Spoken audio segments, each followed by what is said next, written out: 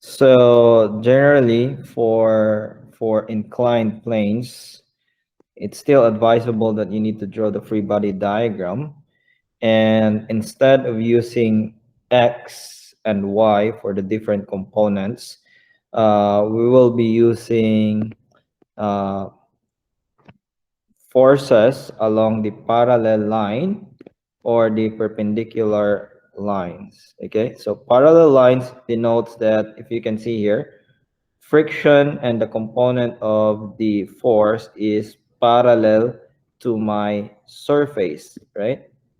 So that's a parallel line. These two lines are parallel to each other. So therefore, friction in this particular case, remember, friction will always be parallel to the surface.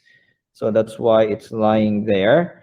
And the other one is the perpendicular forces. So instead of using X and Y again, we just use the term parallel forces and perpendicular forces. And they're called perpendicular forces because, if you can see here, if you're going to draw a straight line there, it's 90 degrees.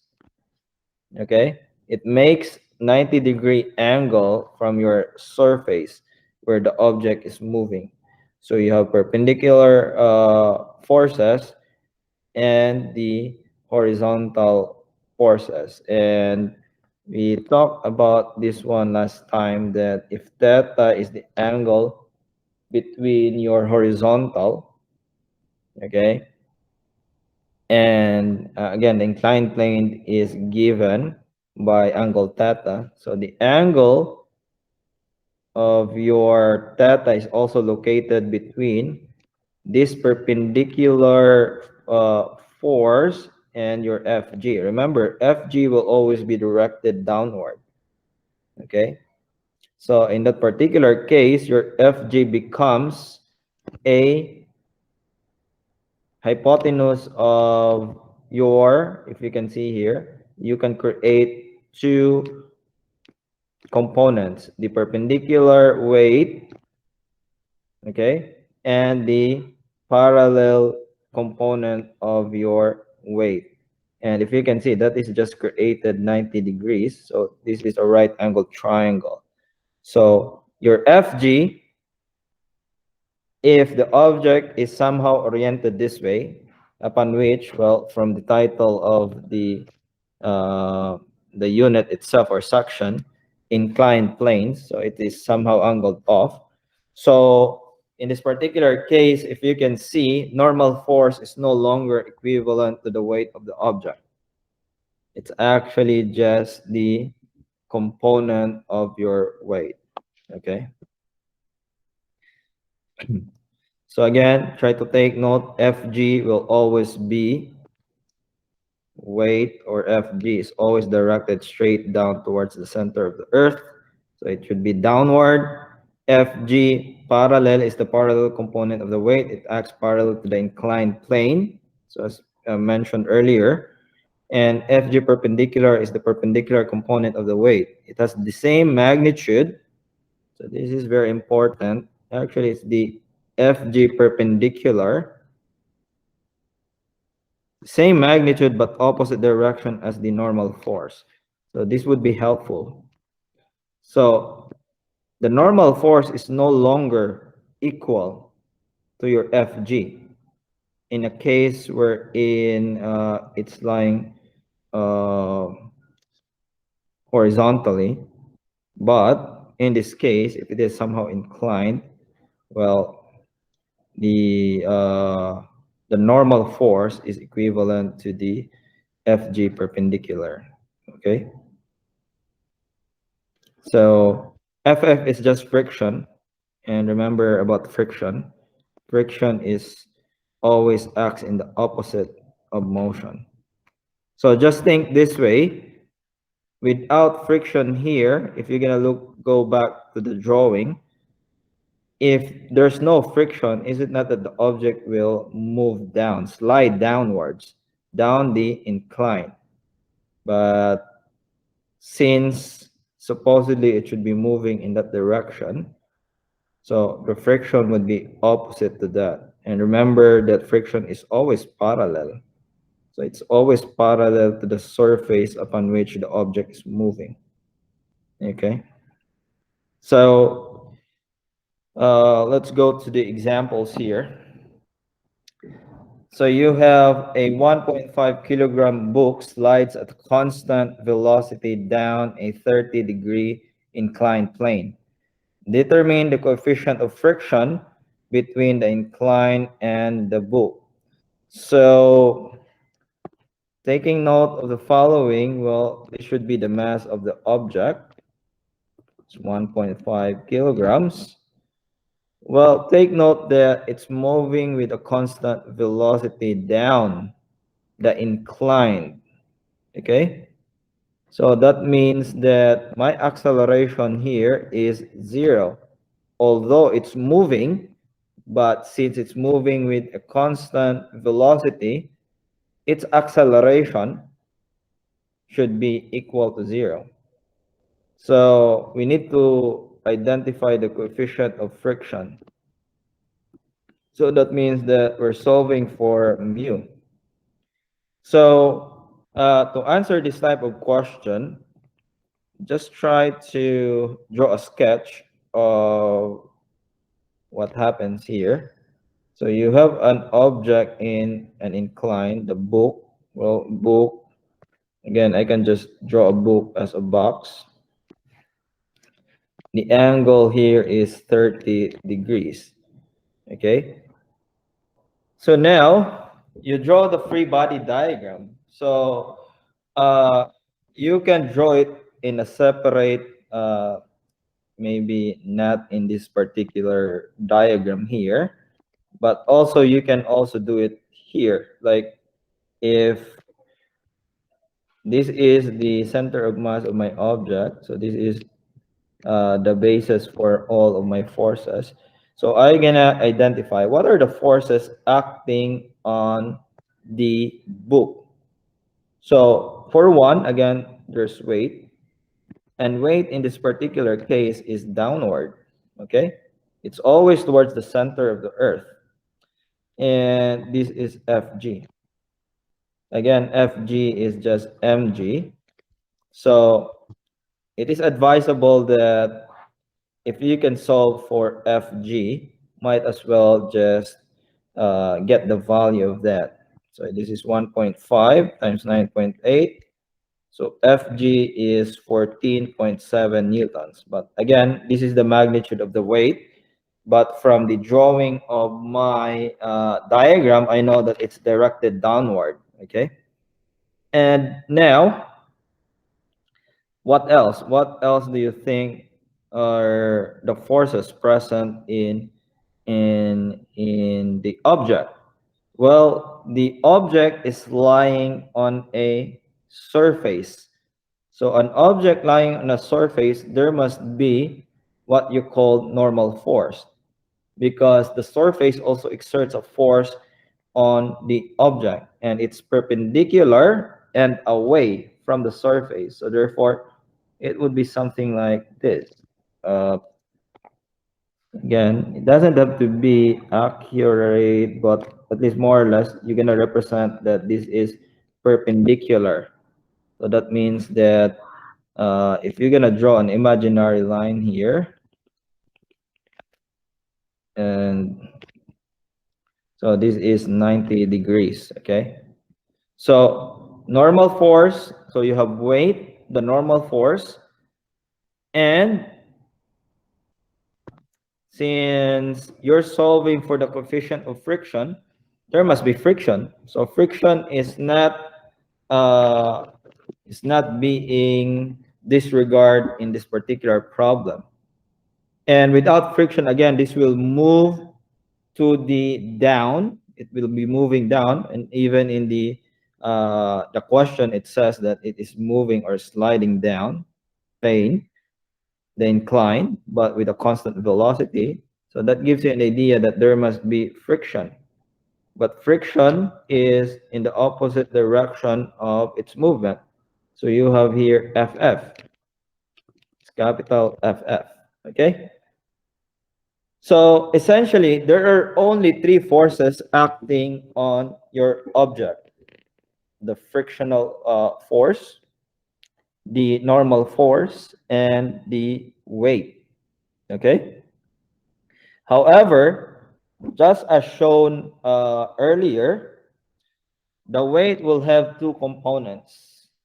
You have the weight that is perpendicular. So this one here, this is called Fg perpendicular. And the other force is Fg parallel. So you have these two forces, Fg perpendicular and Fg parallel. So again, the Fg parallel is the component of your weight that is parallel to your surface. Okay, and Fg perpendicular is just the component of your weight that is perpendicular to your surface, and the 30-degree angle is just this one here. Again, we've shown that one earlier. So the 30-degree angle is always there. And remember that if you don't want to confuse yourself, the FG parallel is the same as this one here. This is just your FG parallel also. This length is the same as the length of the other side. So if you can see, that is just a right triangle. So if it's a right triangle, you can use the trig ratios to solve for FG perpendicular and FG parallel, because you're given the hypotenuse. So this becomes the hypotenuse of your right triangle. Okay, so essentially this becomes your hypotenuse.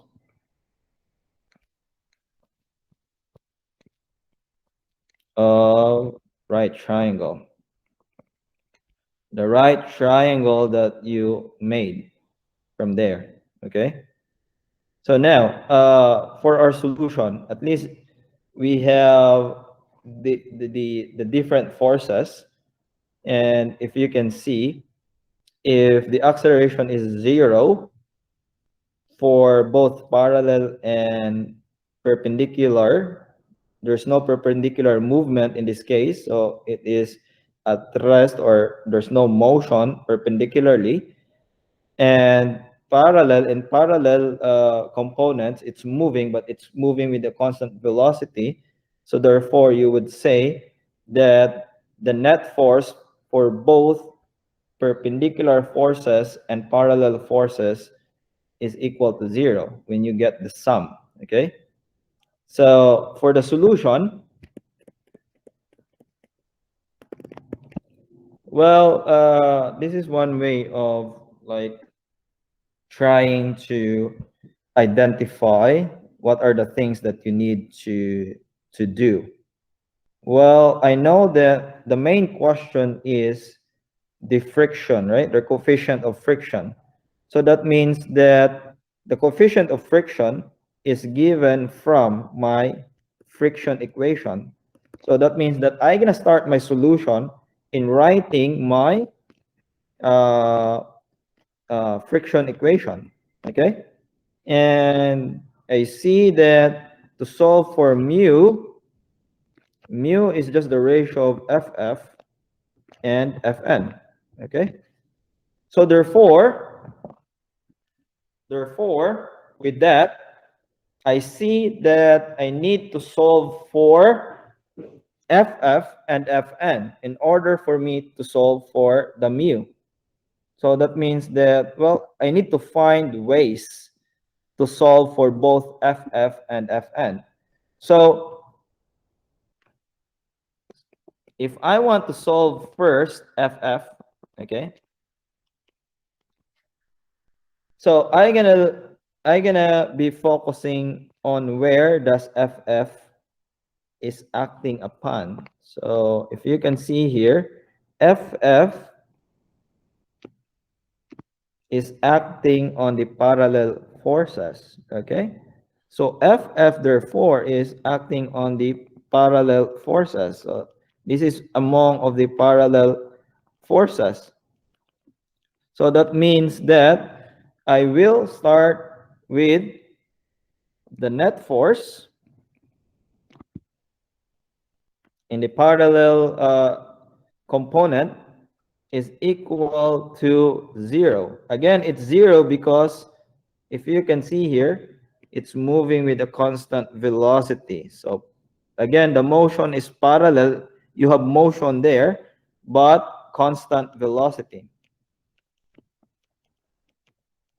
So with that, that means the first Newton's law is applicable. Net force is equal to 0. Okay? So if net force is equal to 0, that only tells me that the magnitude of the force of FF is just equivalent to the magnitude of my FG parallel. So that means that FF is just equal to FG parallel. Because there are only two forces. Again, if there are only two forces acting on my object in opposite directions, that would mean that their magnitude would be the same, but obviously the direction would be opposite. So that means that the magnitude of the frictional force, which is what is important in the calculation for mu, okay, is just equivalent to the parallel component of my weight. So if I can solve for the parallel component of the weight, I can also solve for the magnitude of my friction. Okay? So now, what is FG parallel? So if you can see, 30 degrees is opposite to that. This is opposite. This is adjacent. So therefore, opposite. So that would be sine. So I just have to get FG sine of 30 degrees. So we're given that FG is equal to this. Okay? So that means that I have the value of FG. So just substituting that one, that would be 14.7 sine of 30 degrees. Again, where did I get that 14.7? Well, that's the value of my FG. So FF, therefore, or the magnitude of my friction is 7.35 newtons. Again, I'm not rounding off yet here. As much as possible, I try to indicate the more decimal in this case. But in this case, we have for two significant digits. Our final answer should be two significant digits. So maybe three significant figures here is enough. So now I was able to solve for my FF. But I need to solve my Fn. Again, mu is FF over Fn. So if I want to solve for mu, I need both FF and Fn. So how would I solve for Fn? Well, so that's the next thing that I'm gonna do. I'm gonna solve for Fn. Solve for Fn. But if you're gonna look at that one, Fn is one of the perpendicular force.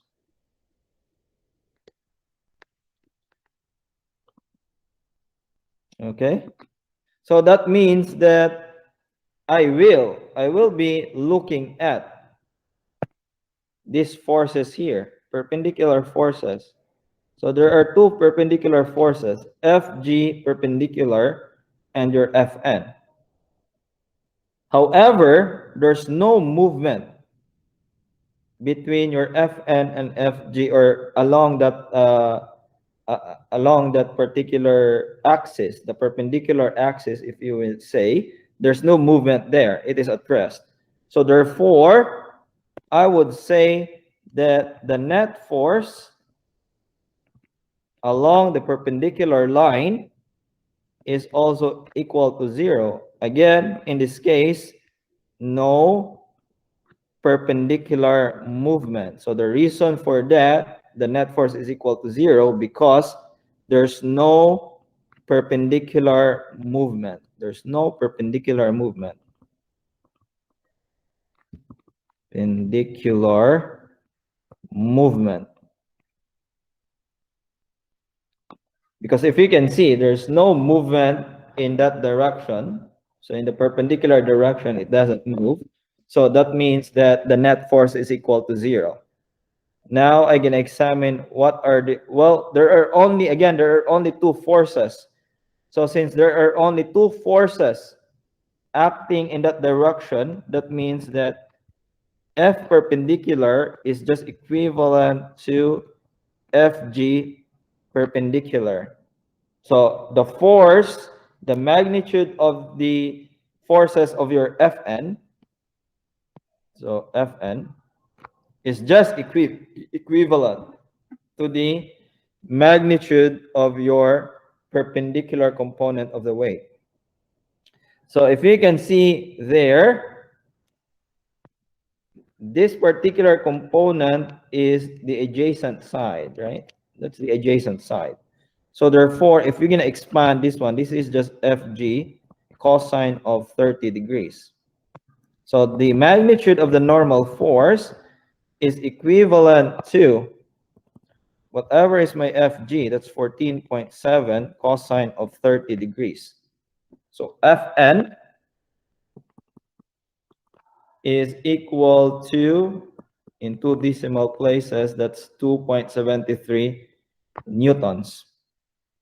So if you can see, I was able to solve Ff